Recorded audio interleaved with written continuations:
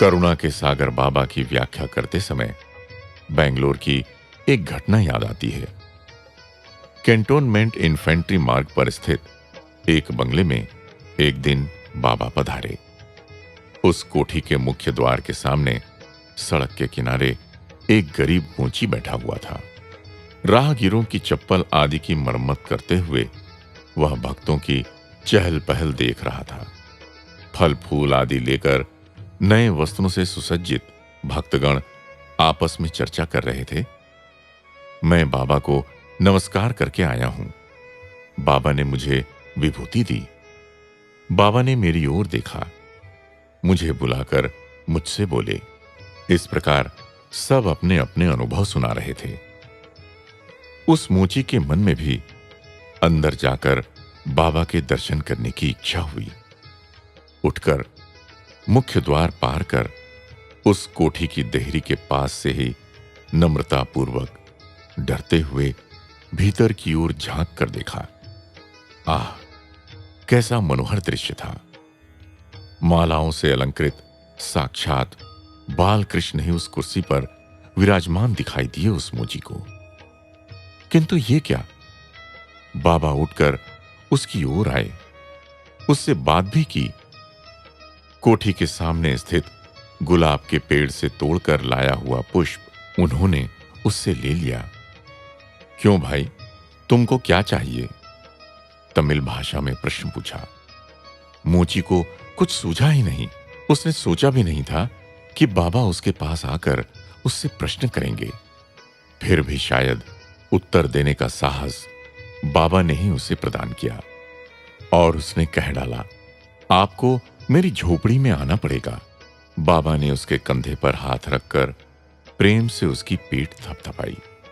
अवश्य आऊंगा, ये कहकर बाबा अपने स्थान पर लौट कुर्सी पर बैठ गए। मोची की आंखें सजल हो उठीं। अपने साहस पर वो स्वयं आश्चर्यचकित हुआ। किंतु मेरे यहां बाबा कैसे पधारेंगे? मुझ गरीब की झोपड़ी बाबा को कौन दिखाएगा? ये सब कैसे होगा? उनकी पूजा कब, कहां और किस समय, कहां उनकी प्रतीक्षा करूं? इन विचारों में मग्न मोची वहां खड़ा रह गया। अचानक उसके सामने बिजली सी चमककर अंधेरा छा गया। बाबा बाहर आए और कार में बैठ चले भी गए। बेचारे उस बूढ़े मोची ने वहां के कई आगंतुक भक्तों से बाबा के अपने घर आने के विषय में पूछा। थोड़े हंस दिए, थोड़े ने डांट दिया और कुछ ने उसे पकड़कर बाहर कर दिया। सबको वो पागल सा नजर आ रहा था। ठीक है, इन श्रीमंतों के बीच मुझे फंसना ही नहीं चाहिए था। यूं निराश हो वो अपने चमड़े के टुकड़ों की थैली से टेक लगाकर बैठ गया। कई दिन बीत गए। उस कोठी में फिर बाबा आए ही नहीं। उनके दर्शन भाग्य की रेखा अपने हाथ में नहीं है, ऐसा निश्चित रूप से समझकर मोची निराश हो शांत हो गया। तब एक दिन भरी दोपहर में लगभग 2 बजे एक बड़ी कार भोंपू बजाती उसके सामने आ खड़ी हुई। मोची थर-थर कांपने लगा। पुलिस के आईजी साहब उसे पकड़ने स्वयं आए होंगे। म्युनिसिपल कॉरपोरेशन के कमिश्नर ही मुझ पर केस जारी करने आए होंगे। ये सोच वो घबराया, किंतु कार में देखा तो बाबा थे। हंसते हंसते उसकी पीठ थपथपाकर कहा, आओ गाड़ी में चढ़ जाओ, घर चलें। उस मोची को अपनी ओर खींच उसकी पोटली के साथ ही बाबा ने उसे कार में बैठा लिया। उस वृद्ध मोची ने मुंह खोलने की चेष्टा की, किंतु उसके मुख से शब्द ही न निकले।